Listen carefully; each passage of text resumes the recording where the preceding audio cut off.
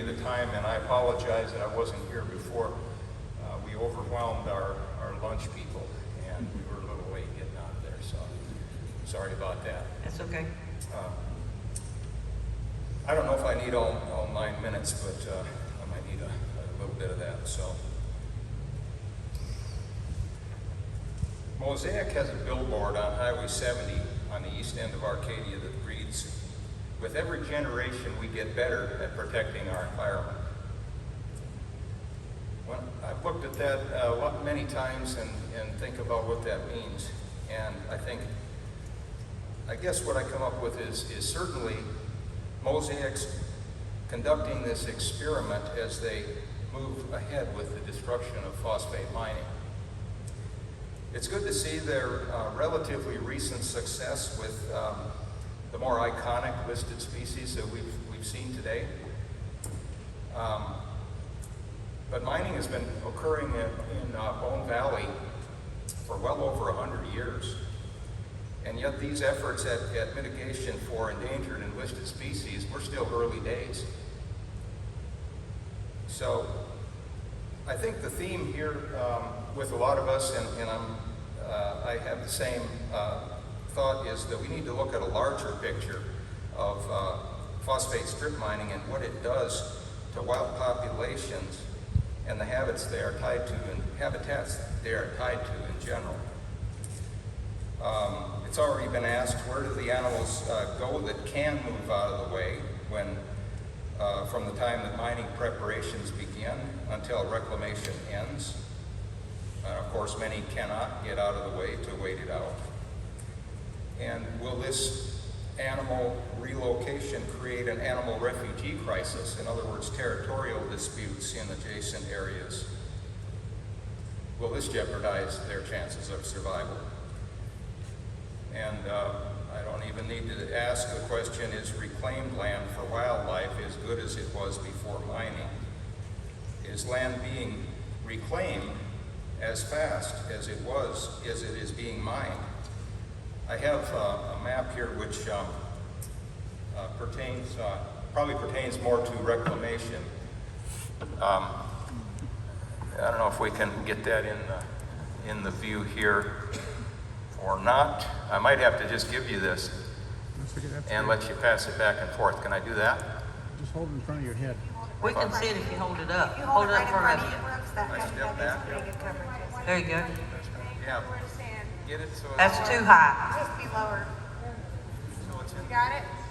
Right up? There we go. A little more. I don't think you have to. There you go. That's it. You'll get the idea from looking at this map. This map was done for us by a retired USGS map maker.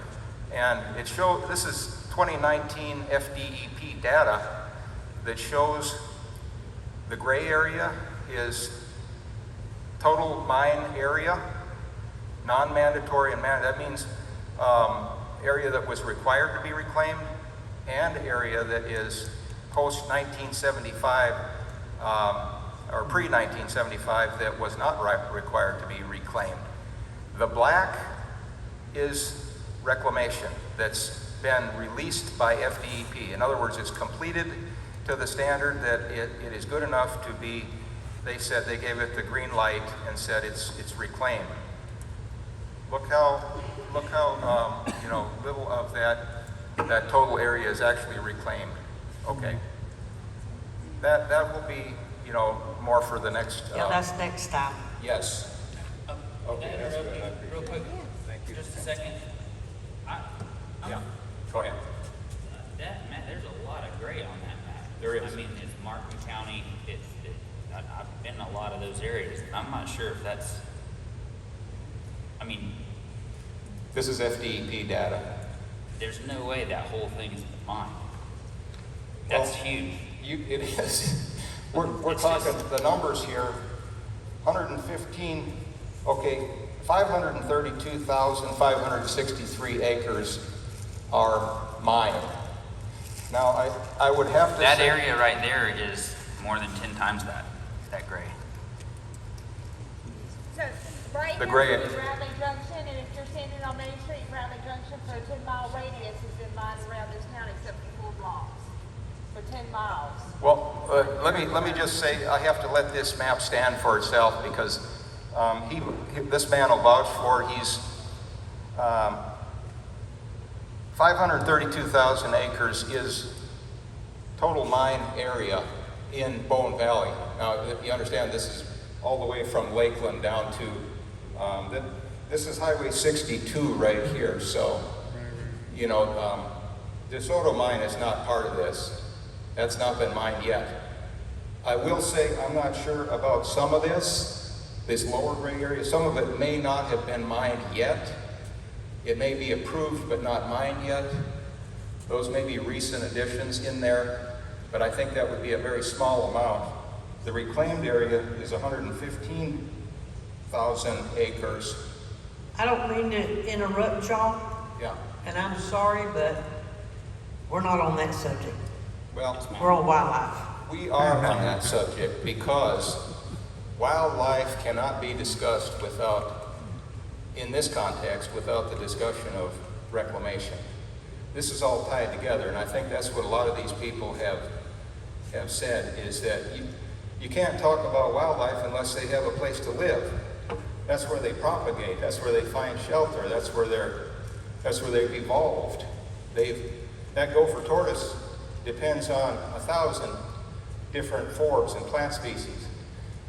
My wife and I, as she mentioned, we had a native nursery. We were wholesale growers. And folks would come to us to buy plants for reclamation, restoration projects in various places. But the problem is if you have reclaimed land that doesn't have the same hydrology because you destroyed the plumbing, I don't care how much topsoil you put on there, if that soil doesn't drain the same way, this Pyloblephus regida, or otherwise known as a pennyroyal, that may not grow there. Another example, I've planted this plant on my own property, from which that plant came, and then thought it was established. A year later, I held the prescribed burn on that land. It killed all those plants. I had to conclude they didn't have enough root establishment. So there's a lot of factors that have to be tied in. Wildlife is at the apex of all of this, as David was talking about. That's at the very top of all of this ecology. The young lady's song about, you know, everything being tied together, that was, you know, that was so appropriate.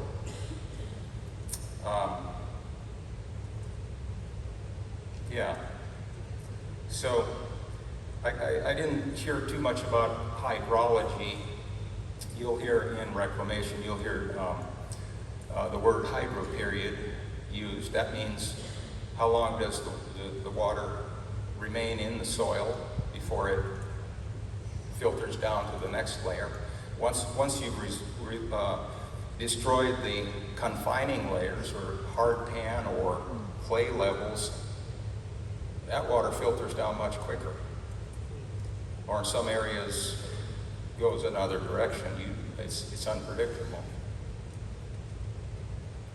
I just want to note a few things. Ms. Rachel mentioned about the AEIS that was the pre-study for the Desoto mine and 3 other mines.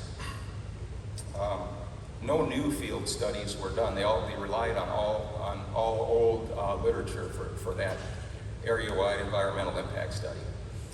And there was no specific environmental impact study done for DeSoto County. That never will be done because, as she said, this federal level is gone now. Is that my 3 minutes, 6 minutes, or 9? You should have had 9 minutes. 3 more? Okay. I'll conclude this fairly quickly here because I think I went off topic, but there undoubtedly has been a very intensive effort to create habitats for listed animal species by Mosaic's environmental staff. But how much of the post-mine landscape can be fixed to this very high standard in light of the costs? Is it even possible to create a high percentage of the AAA standard wildlife habitat with the soils once again so altered? Is reclamation done to the, or is reclamation most often done to the very minimal standards as set out in Florida Statute 62 Charlie-16? Of course, it's the latter. And what's the long-term survival of all the different species after human assistance has ended? Now, the man was talking about scrub jays and how they continue to make sure these are healthy, and they go back and monitor this population. But what about when that population is released to its natural condition where there's no human being taking care of them? The big question I have is, as always, I think, is can thousands of years of the establishment and interaction of soil, microbiology, plants, and animals be replaced in a few short years of mitigation and reclamation after the total and complete destruction by strip mining?